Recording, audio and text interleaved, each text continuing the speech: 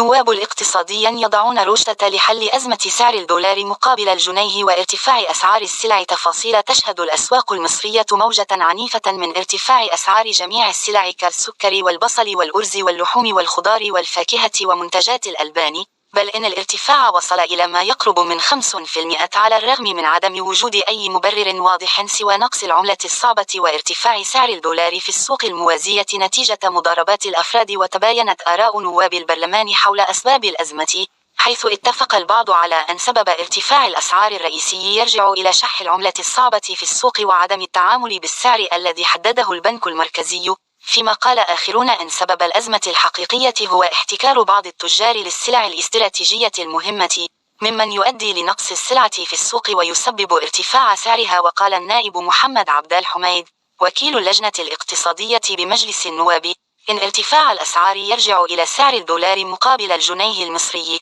وعدم توافر الدولار في البنوك حيث يرتبط به كل السلع، بالإضافة إلى احتكار بعض التجار الجشعين للسلع. فيما يخص الرقابة على الأسواق وتفاوت الأسعار في السوق، قال نحن في سوق حرة ولا يوجد تسعير جبري على السلع، وبالتالي كل تاجر يبيع السلعة بسعر مختلف، ودور وزارة التموين يكمن في إتاحة وتوفير السلع في الأسواق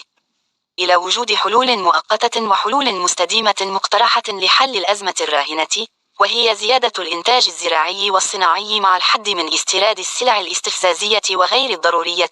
وتفضيل المنتج المحلي على المنتج المستورد، والقضاء على الروتين بالنسبة للصناعات والإجراءات والتراخيص وخلافه، لمساعدة المنتج في الإنتاج بكل أريحية والحد من الاستيراد، موضحا أنه في حالة تطبيق هذه الحلول مع وجود الإتاحة وتحرير سعر الصرف